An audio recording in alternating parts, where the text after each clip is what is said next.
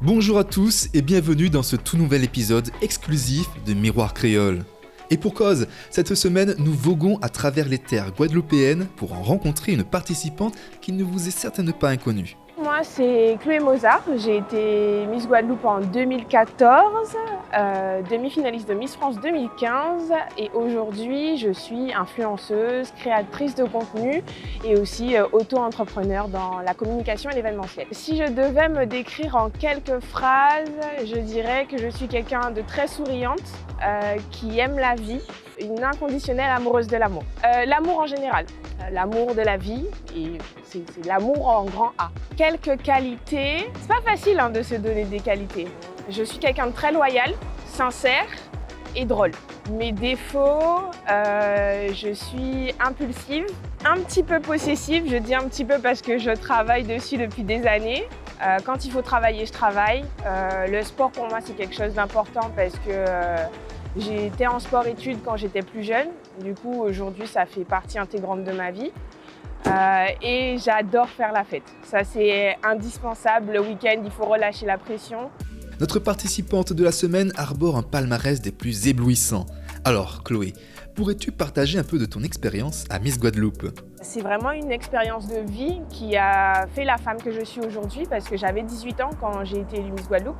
C'est quelque chose qui n'était pas du tout prévu. Ça change une vie. Ça peut être un tremplin pour des jeunes femmes qui veulent y aller et qui poussent des portes. Cette semaine, notre participante, engagée et sensible à l'écologie, organise régulièrement des vide dressing pour contrer la surconsommation de notre société actuelle. Et que je me suis dit, mais en fait, c'est pas possible, on peut pas avoir énormément de vêtements comme ça et ne pas savoir quoi en faire. Moi qui aime le shopping, je sais que j'aime bien acheter et pour pouvoir acheter, il faut de l'argent. Donc en général, je me dis, pourquoi pas vendre les vêtements que j'ai, moi, dans des vide dressing. Et si ça fonctionne à mon échelle, ça peut fonctionner à une échelle beaucoup plus grande. Et pourquoi as-tu accepté de participer à l'aventure Miroir Créole ? Je vais vous dire un secret déjà. J'espérais que Miroir Créole me contacte. Et en fait, j'aime beaucoup le format qui est présenté. Étant donné que j'adore la mode et qu'en plus de ça, je suis rentrée en Guadeloupe, je me suis dit, ouais, j'aimerais bien aussi mettre ma petite touche à moi dans cette émission. Justement, comme tu l'as souligné, Miroir Créole a déjà vu passer de nombreuses participantes. Qu'est-ce que tu penses pouvoir apporter de nouveau aux téléspectateurs ? Ma joie de vivre, j'espère que vous allez pouvoir me découvrir un petit peu plus parce que c'est vrai que en général, moi, on me connaît sur les réseaux, mais j'efforce de mettre un petit peu de ma personnalité et puis montrer un petit peu mon style vestimentaire et qu'on peut tout porter en fait, dès qu'on se sent bien. Chloé est plus que motivée pour cette semaine de défis qui l'attend. Avant de partir à la recherche du look parfait, notre participante a droit à un petit instant de détente.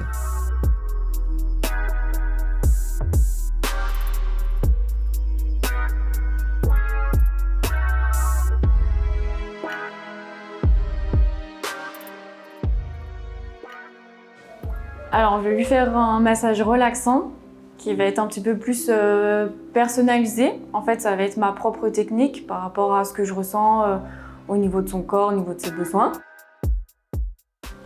Toujours du bas vers le haut pour relancer la circulation.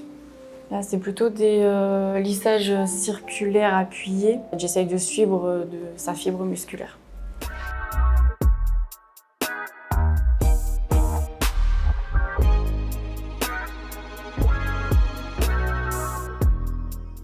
Afin d'assurer un équilibre optimal, notre spécialiste applique rigoureusement les mêmes techniques sur les deux jambes.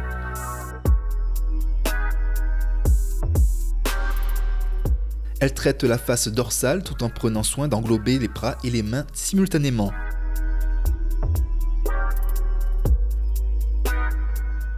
Elle divise le dos en segments, employant fréquemment des techniques similaires.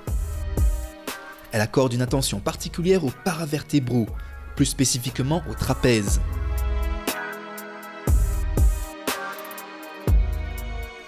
Par la suite, elle se focalise sur la zone de l'omoplate et du trapèze, favorisant ainsi la détente de toutes les tensions accumulées. Donc, je t'invite à prendre une grande inspiration, à souffler lentement par la bouche et détends bien le bras.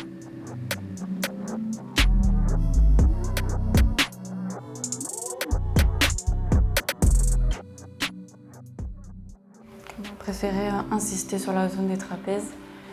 J'adapte en fait mes techniques par rapport à son besoin.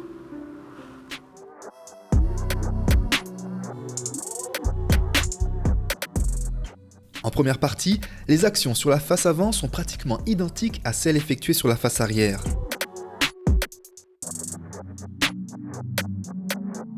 Sur le ventre, au niveau des côtes, elles s'attachent réellement à suivre leur courbure pour dissiper simplement les tensions liées au stress ou aux émotions. En ce qui concerne les bras, elle investit ses efforts tant à l'intérieur qu'à l'extérieur, suivant la courbure musculaire tout en stimulant la circulation. Elle s'attarde à retravailler légèrement la zone des trapèzes, puis elle procède à l'étirement de la nuque et de la tête, en se concentrant également sur la partie basse de la nuque et un peu sur la zone du cuir chevelu. La séance se clôture en ciblant les terminaisons nerveuses. Pour intensifier la détente, elle se focalise sur le visage, relâchant toutes les tensions musculaires, car le visage comporte de nombreux muscles sollicités au quotidien. Alors je conseille ce soin pour tout type de personnes, car c'est vraiment de la personnalisation par rapport aux besoins de chacun. Notre participante semble désormais plus que prête à entamer sa semaine de défi.